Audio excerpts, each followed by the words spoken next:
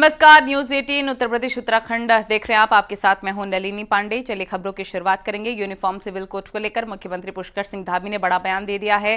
CM Dhami ने कहा है कि जैसे ड्राफ्ट मिलेगा उसे लागू करने का काम करेंगे। वहीं सीएम धामी ने कहा कि ड्राफ्ट का इंतजार कर रहे हैं और जनता से क्या वादा पूरा करेंगे। न्यूज 18 ने मुख्यमंत्री पुष्कर सिंह धामी से खास बातचीत की।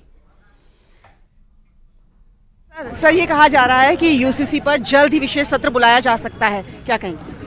देखिए, हमने पहले से ही कहा है कि जैसे ही हमको यूसीसी कमेटी का ड्राफ्ट मिल जाएगा और हम उस पर तत्काल कार्रवाई करेंगे। और उसमें न तो कोई जल्दी की बात है न देर की बात है। कमेटी का ड्राफ्ट प्राप्त होते ही हम आगे की कार्रवाई जल्दी पूरी करेंगे। ऐसा भी कहा जा रहा है केंद्र से तो ग्रीन सिग्नल मिल चुका है। नहीं, देखिए, वो तो यूसीसी कमेटी जब भी हमको बना के दे देगी तो हम तैयार हैं उसके लिए। अमित शाह जी से भी कल बातचीत हुई यूसीसी को लेकर? नहीं, जब तक ड्राफ्ट नहीं मिलेगा और ड्राफ्ट मिलते ही जो है मैंने कहा है कि हम उस पर कार्रवाई करेंगे। और शीर्ष नेतृत्व का, हमारे सभी लोगों का उसमें हमको पहले से ही, चूँकि हमने अपने पार्टी का जो हमारा चुनाव के समय एक तरह से संकल्प था, वो संकल्प हमने उत्तराखंड की देवतुल्य जनता के सामने रखा था। उत्तराखंड की देवतुल्य जनता ने उस पर मोहर लगाई थी। हमारा शीर्ष नेतृत्व भी उसके लिए हमको पहले ही अपना आशीर्वाद दे चुका है। शुक्रिया सर, हमसे बातचीत करने के लिए। मुख्यमंत्री पुष्कर सिंह धामी को आप सुन रहे थे, जो कहते हैं जैसे हमें ड्राफ्ट मिलेगा उसे हम लागू करने की दिशा में काम करेंगे। और साथ ही साथ उन्होंने ये भी कहा कि जनता से जो वादा किया है वो सभी वादे हम पूरे करेंगे। कैमरा पर्सन राकेश रावत के साथ न्यूज 18 के लिए देहरादून से Bharti Saklani union. Uniform civil code पर केंद्र के ग्रीन सिग्नल मिलने के संकेत हैं। चर्चा जोरों पर है कि सरकार अगले कुछ दिनों में विशेष सत्र बुलाकर यूसीसी और राज्य आंदोलनकारियों के मुद्दे को सदन में ला सकती है। देखिए रिपोर्ट।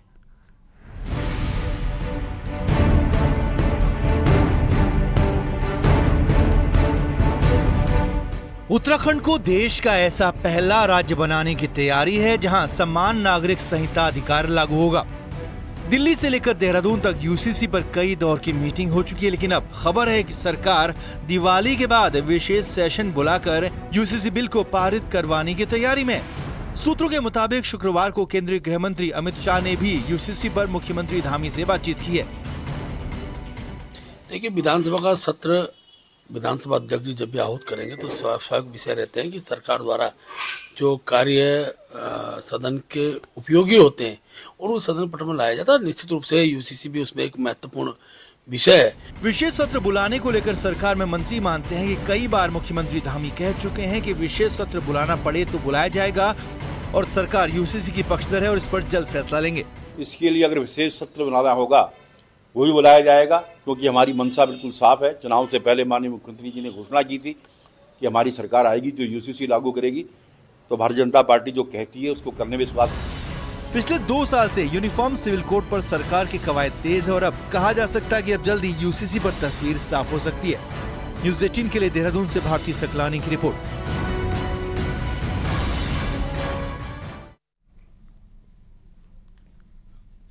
चलिए खबरों में आगे बढ़ते हैं। मुख्यमंत्री पुष्कर सिंह धामी ने आज देहरादून के चक्राता रोड स्थित कुम्हार मंडी में पहुंचकर कुम्हारों से दिए खरीदे। इसके साथ ही उनका हालचाल पूछा। सीएम धामी ने कुम्हारों को फूलमाला पहनाकर दीपावली की शुभकामनाएं भी दी। सीएम धामी ने वोकल फॉर लोकल का समर्थन करते हुए और लोगों से अपील की। सीएम ने कहा लोग स्थानीय उत्पादों को खरीदें। जो लोग अपनी आजीविका के लिए छोटे कारोबार पर निर्भर हैं उनका सामान खरीदकर उनका प्रोत्साहन करें।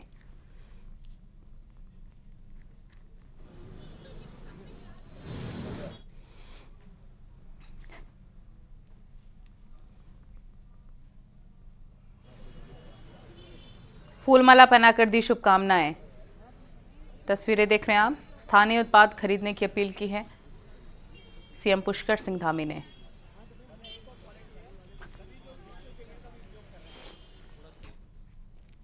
अभी कुछ दिन पहले ही पीएम नरेंद्र मोदी उत्तराखंड को 4000 करोड़ का तोहफा देकर लौटे हैं, लेकिन उत्तराखंड बीजेपी से संतुष्ट नहीं। बीजेपी पीएम मोदी से अभी तक की सबसे बड़ी योजना का शिलान्यास पीएम मोदी से करवाना चाहती है। देखिए रिपोर्ट।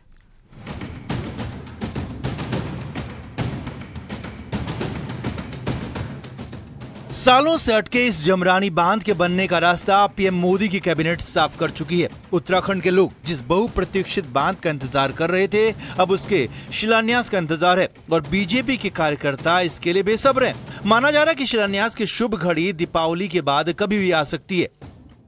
संयुक्त प्रयासों से ये परियोजना सफल हुई है। इसके कारण हमें पूरे भाबर क्षेत्र को पेयजल की सुविधा, सिंचाई की सुविधा तथा बिजली की सुविधाएं मिलने वाली है। सब लोग भारतीय जनता पार्टी के लोग आग्रह करते हैं उनसे और निवेदन करते हैं कि वो यहाँ आएं और इसका शिलान्यास करें। बीजेपी संगठन अंदरखां ने जमरानी बांध और किच्छा में बनने वाले एम्स के सैटेलाइट सेंटर का शिलान्यास पीएम नरेंद्र मोदी के हाथों कराना चाहता है और इसकी तैयारी भी चल रही है। बीजेपी संगठन के लोग खुलकर पीएम मोदी को एक बार फिर उत्तराखंड आने का न्योता दे रहे हैं। एक बहुत महत्वपूर्ण परियोजना उनके द्वारा जो जमरानी परियोजना है उसको हमारे को दिया है और ये अपेक्षा वास्तव में ये पिछली बार जो 2000 करोड़ की उन्होंने योजना यहाँ दी थी उनका भी शिलान्यास होना है। तो हमारी ये इच्छा रहेगी और हम शीर्ष नेतृत्व से आग्रह भी करेंगे कि उसके उद्घाटन में वे अवश्य पहुंचे। जाहिर है जमरानी बांध का इंतजार कुमाऊं की जनता पिछले 50 सालों से कर रही है, इसीलिए बीजेपी इसके शिलान्यास को अब लंबा खींचने के मूड में नहीं है। पार्टी की कोशिश लोकसभा चुनाव के ऐलान से पहले इस काम को अंजाम देने की है ताकि चुनाव में खुलकर इसका फायदा भी मिल सके। हल्द्वानी से न्यूज़ 18 के लिए शैलेंद्र नेगी की रिपोर्ट।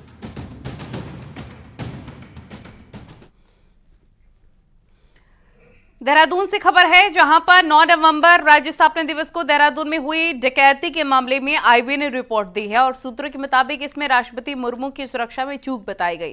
राष्ट्रपति के रूट से कुछ ही दूरी पर 9 नवंबर को लूटपाट हुई थी।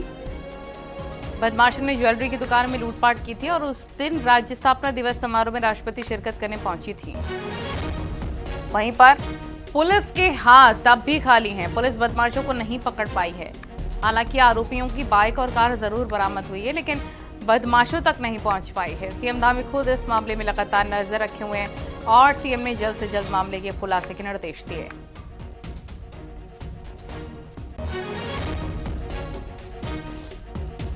इसमें बिहार, वेस्ट बंगाल और अन्य प्रांतों के लिए भी जहां जहां से कनेक्शंस मिले हैं वहां के लिए भी आज टीम विभिन्न प्रांतों के लिए आज निकल गई है, कल भी अपने डेस्टिनेशन पर कुछ पहुंच गई है। तो ये डेटा कलेक्शन के साथ साथ जो संदिग्ध इसमें हुलिये भी आए हैं वो भी उनका मिलान किया जा रहा है और जो इसमें हमें इनपुट अपने सोर्सेज से प्राप्त हो रहा है उस पर भी हम काम कर रहे हैं। रुड़की में गंग नहर कोतवाली की सैनिक कॉलोनी में दो पक्षों में मारपीट हो गई। मारपीट का ये वीडियो वायरल हो रहा है। इसमें मामूली का हाथ सुनने के बाद मारपीट हुई है और 2 लोग घायल भी हो गए हैं। पुलिस के मुताबिक केस दर्ज कर लिया गया और वायरल वीडियो की जांच हो रही है। सभी पहलुओं की जांच के बाद ही मामले में आगे की कार्रवाई की जाएगी। ये 24 तारीख का एक झगड़ा है। इसमें ऑलरेडी मुकदमा पंजीकृत है बलवे की धाराओं में और अन्य धाराओं में। इन्वेस्टिगेशन जारी है। बाकी वीडियो किसके स्तर से वायरल हो रहा है इसके संबंध में भी जांच पड़ताल करी जाएगी क्योंकि ये जो वीडियो है ये इन्वेस्टिगेशन का पार्ट है। झगड़े का जो कारण अभी तक संज्ञान में आया है वो ये है कि इस घटना के पहले एक और घटना हुई थी जिसमें कि दूसरे पक्ष का कोई ड्राइवर था जिसके साथ इन लोगों के द्वारा मारपीट करी गई थी। उसका वीडियो फुटेज अभी मिस्ड है तो उसके लिए हम डीवीआर को कब्जे में लेंगे। उसके बाद इन लोगों के द्वारा आकर के वहाँ पे मारपीट की हुई है। रामनगर में कोसी बैराज के पास में एक विशालकाय अजगर निकल पड़ा है और ये अजगर करीब 20 फीट लंबा और 1 क्विंटल वजन का भी बताया जा रहा है। अजगर को स्नेक एक्सपर्ट की टीम ने रेस्क्यू कर लिया है जिसे अब जंगल में छोड़ने की तैयारी की जा रही है। ये तस्वीरें आप देख रहे हैं। इतने बड़े अजगर को देखने के लिए यहां पर लोगों की भीड़ भी जमा हो गई। अजगर पूरी तरह से ठीक है और जल्दी ही उसे जंगल में छोड़ दिया जाएगा।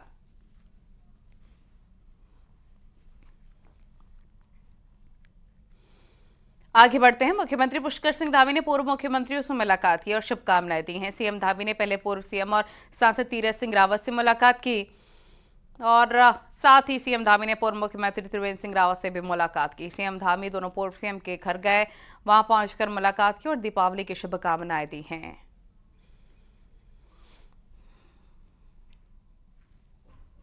दिवाली पर अयोध्या नगरी दियों से जगमग हुई तो देवभूमि में भी एक दिया भगवान राम के नाम पर जलाने का आह्वान बीजेपी ने किया।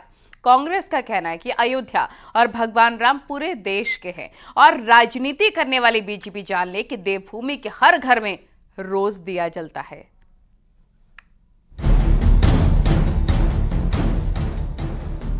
इस बार की दीपावली को भारतीय जनता पार्टी खास दिवाली बनाना चाहती है। 22 जनवरी को भगवान राम के मंदिर की प्राण प्रतिष्ठा अयोध्या में होगी, तो अयोध्या भी दीपों से जगमगे। इसी मौके को उत्तराखंड बीजेपी भी खास बनाना चाहती है। बीजेपी प्रदेश अध्यक्ष महेंद्र भट्ट का कहना है कि जनता हो या कार्यकर्ता, दिवाली में एक दिया भगवान राम के नाम का जलाएं और वो अखंड ज्योत 22 जनवरी उस दिन तक जलनी चाहिए जिसका इंतजार 500 साल से है। अपील की है उत्तराखंड देवभूमि के नागरिकों से, अपने कार्यकर्ताओं से, कि दीपावली के दिन जो दीपक जले, अखंड दीपक 22 जनवरी तक आपके घर में जलता रहे और ये संदेश देवभूमि से जाए, इस बात का मैंने पक्ष रखा। राम मंदिर निर्माण बीजेपी की टॉप एजेंडे पर रहा। ऐसे में दिवाली के मौके पर दिए जलाकर बीजेपी लोकसभा चुनाव से पहले एक मैसेज देना चाहती है, पर कांग्रेस का कहना है कि भगवान राम और अयोध्या नगरी सबके हैं। बीजेपी प्रदेश अध्यक्ष को पता होना चाहिए कि देवभूमि में हर घर में 365 दिन दिए जलते हैं। हमारे कमांडर है, उन्होंने अगर ये आदेश किया तो डेफिनेटली पूरे जो है उत्तराखंड के लोग, पूरे जनमानस जो है भगवान राम के प्रति आस्था रखते हैं और एक दीपक तो क्या 2-2, 4-4, 5-5 दीपक हम जलाएंगे। अयोध्या में कितने हजारों और लाखों दिए जल रहे हैं, हम उसका स्वागत करते हैं। अयोध्या सिर्फ एक राजनीतिक पार्टी की नहीं है, अयोध्या हम सब की है। लेकिन महेंद्र भट्ट जी को मैं ये याद दिला दूं कि भगवान राम में विश्वास करने वाले जितने भी हमारे हिंदू धर्म के अनुयायी हैं वो हमेशा दिया जलाते हैं, उनके बोलने का कोई फर्क नहीं पड़ता। और इससे भी बढ़कर मैं उन्हें याद दिला दूं कि दिए तब से भी जल रहे हैं अयोध्या में जब से राजीव गांधी ने वहां पर ताले खोलकर पूजा शुरू करवाई। मौका दीपावली का है और सियासत भगवान राम के नाम पर हो रही है और बीजेपी इस मौके पर दिए जलाकर भगवान राम से देवभूमि का कनेक्शन और मजबूत करना चाहती है। न्यूज़ 18 के लिए देहरादून से दीपांकर भट्ट की रिपोर्ट। कांग्रेस ने छत्तीसगढ़ में जीत का दावा किया। कांग्रेस नेता और छत्तीसगढ़ में सीनियर ऑब्जर्वर प्रीतम सिंह का कहना है कि एक बार फिर से वहां कांग्रेस वापसी करने जा रही है। और जो चुनाव मैं देख रहा हूं छत्तीसगढ़ के अंदर 20 सीटों पर जो है वोटिंग हो गई है और 70 पे होनी है। एक तरफा रुझान लोगों में देखने को मिला है और कांग्रेस प्रचंड बहुमत के साथ सरकार बनाने जा रही है। भगवान केदारनाथ के कपाट 15 नवंबर को शीतकाल के लिए बंद होंगे, लेकिन केदारपुरी में कपाट बंद होने की प्रक्रिया शुरू हो गई है। आज भारी बर्फबारी के बीच भगवान केदारनाथ के रक्षक द्वारपाल भकुंठ भैरवनाथ जी के कपाट बंद किए गए। अर्चना हवन यज्ञ के बाद दोपहर 3 बजे कपाट बंद किए गए। अब 15 नवंबर को बाबा केदारनाथ के कपाट बंद होंगे।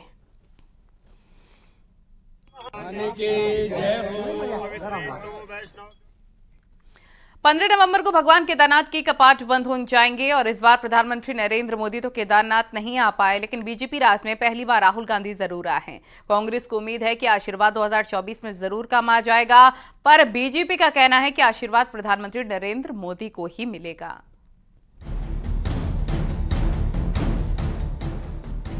चारधाम यात्रा में साल 2023 में रिकॉर्ड श्रद्धालु आए। अकेले 20 लाख श्रद्धालुओं का आंकड़ा बाबा केदारनाथ के धाम पहुंचा।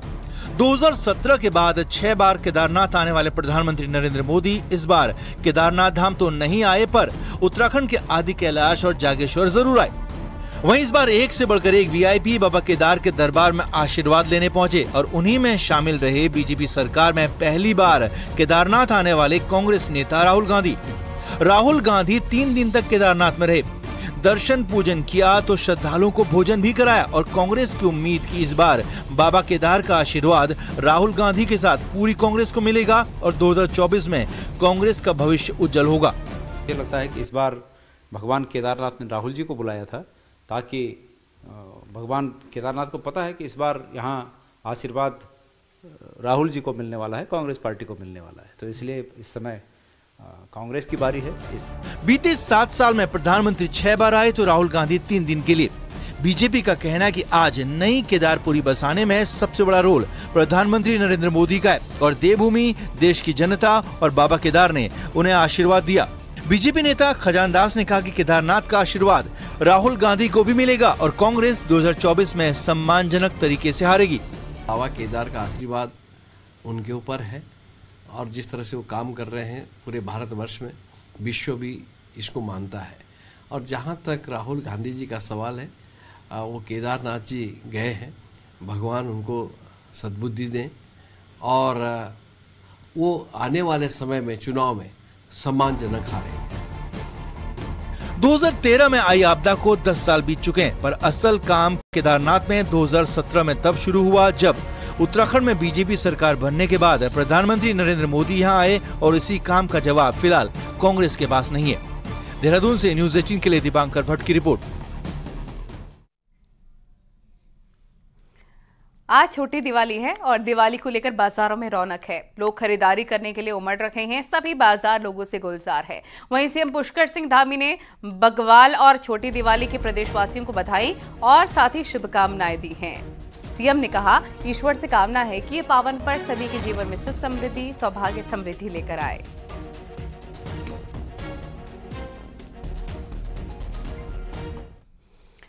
दिवाली के मौके पर फूलों के दामों में भी जबरदस्त उछाल देखी जा रही है। हरिद्वार के बाजारों में गेंदे और गुलाब का फूल 2 से 3 गुना दामों में बिक रहा है। आमतौर पर 50 से 80 रुपए प्रति किलो के दाम से बिकने वाले फूल 200 रुपए किलो तक बिक रहे हैं। दिवाली पर घरों में फूलों से सजावट की जाती है, जिससे फूलों की मांग बढ़ जाती है। फूलों की मांग बढ़ने के चलते इनके दाम बढ़े हुए हैं। कुछ इलाकों में हल्की बारिश होना भी फूलों के दाम बढ़ने का कारण बताई जा रही है।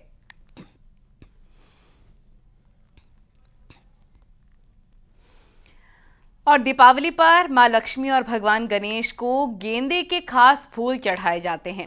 यही फूल हल्द्वानी के आसपास मौजूद गांवों की दीपावली को जगमग बना देते हैं, क्योंकि इन गांवों में खास तौर पर दीपावली के लिए इस रंग बिरंगे गेंदे की खेती होती है और इन्हीं को बेचकर जोलीकोट न्याय पंचायत में पड़ने वाले चोपड़ा, भलियूती, सरियताल, जोली, सीरे गांव, सूर्य जला जैसे गांवों के लोग अपनी दीपावली मनाते हैं।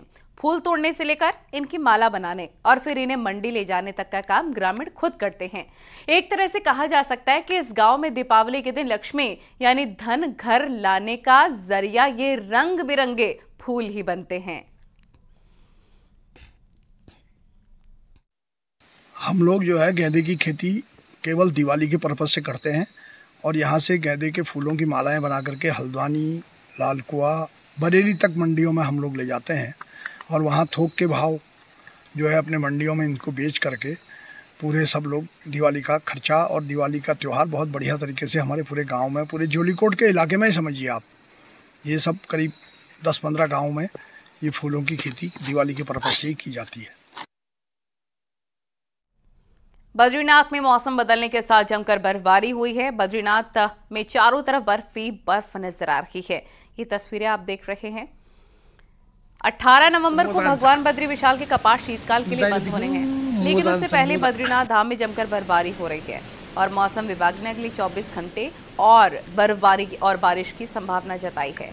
तस्वीरों में आप देख सकते हैं कि बद्रीनाथ की चोटियां सिर्फ बर्फ की सफेद चादर से ढक गई हैं। बर्फबारी के बाद भी श्रद्धालुओं की जोश काफी हाई है। लगातार तीर्थ यात्री बद्रीनाथ धाम पहुंच रहे हैं।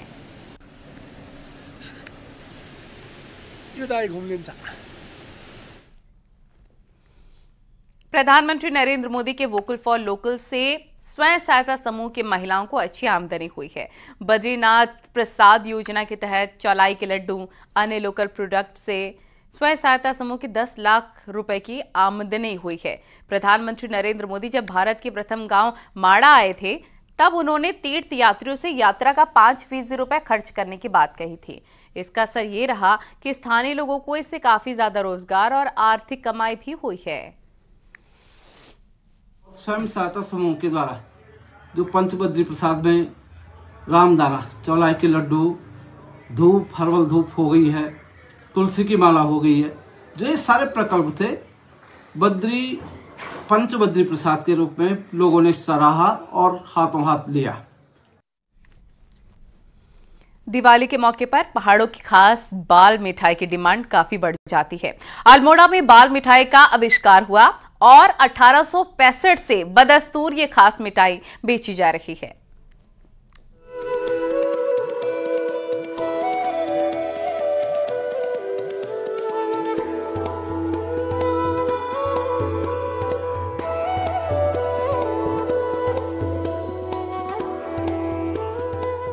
अल्मोड़ा आने वाले पर्यटक यहाँ की बाल मिठाई, सिंगोड़ी और चॉकलेट ले जाते हैं। साल 1865 में लाला बाजार के शाह परिवार ने मिठाई का आविष्कार किया। पीएम मोदी जब भी उत्तराखंड के दौरे पर आते हैं तो जरूर बाल मिठाई का स्वाद लेते हैं। वहीं महात्मा गांधी ने भी 1929 में अल्मोड़ा आजादी आंदोलन के दौरान मिठाई का स्वाद लिया था। इसके साथ ही प्रधानमंत्री राजीव गांधी ने हरीश लाल शाह को दिल्ली बुलाकर मिठाई का स्वाद चखा। आज भी उसी स्वरूप में बाल मिठाई बिकती है। ये मिठाई का कारोबार हमारा 1865 ईस्वी से स्टार्ट हुआ है, जो हमारे परदादा लाला जोगा साहब ने आविष्कार किया था। आज मैं 5वीं पीढ़ी में इस शॉप में बैठा हुआ हूँ। ये बाल मिठाई का प्रचार इतना बढ़ चुका है कि जो बाहर से डिमांड, और जब से नरेंद्र मोदी जी ने इसका साथ लिया है तो तब से तो इसकी डिमांड पूरे ऑल वर्ल्ड में पहले से ही प्रचलित थी, मगर मोदी जी के पहुँचने के बाद और ज़्यादा डिमांड बढ़ती है। अल्मोड़ा आने वाले पर्यटक ही नहीं, यहाँ के निवासी भी अपने रिश्तेदारों को त्योहारों में बाल मिठाई भेजते हैं। कई दिनों तक बाल मिठाई खराब भी नहीं होती है। मिठाई की मांग को देखते हुए अल्मोड़ा में कई दुकानें मिठाई की खुल गई हैं। देखिए, अल्मोड़े के मिठाई की विशेषता है ये पहाड़ी खोए की बनती है, एकदम जो प्योर गांव से पहाड़ी खोया आता है। यहाँ की चॉकलेट बाल मिठाई और सिंगोड़ी काफ़ी फेमस है, तो हमारे रिश्तेदार जो हैं दूर दूर जो रहते हैं वो बहुत डिमांड करते हैं इस मिठाई की, तो हम यहाँ से भिजवाते भी हैं। ख़राब भी नहीं होती, 3-4 दिन चल भी जाती है आराम से। तो रिलेटिव लोग भी बहुत आते हैं दिवाली के टाइम में, और वो भी यहीं से मिठाई ले जाते हैं अल्मोड़ा की। इस बाल मिठाई का खासियत यह है, जो बाल मिठाई बाल जो चॉकलेट के बीच में बाहर से जो वाइट लगाया जाता है उससे उसकी सेफ्टी होती है, ये कई समय तक रह सकती है, और इससे विदेशों में भेजा जाता है। और इस समय जो हमारा जो दिवाली का माहौल है, हर कोई अपने रिश्तेदार नातेदार को यहाँ से मिठाई भेजता है, और बाल फेमस है तो इसलिए यहाँ से हम अपने रिश्तेदार नातेदार को भेजते हैं जो यहाँ नहीं पहुँच पाते हैं। बाल मिठाई, सिंगोड़ी और चॉकलेट का जिक्र आते ही लोगों को अल्मोड़ा याद आ जाता है, जहाँ से बाल मिठाई, सिंगोड़ी का आविष्कार हुआ। आज भी कुछ पुरानी दुकानों में 5वीं पीढ़ी मिठाई की बिक्री कर रही है। न्यूज़ 18 के लिए अल्मोड़ा से किशन जोशी की रिपोर्ट।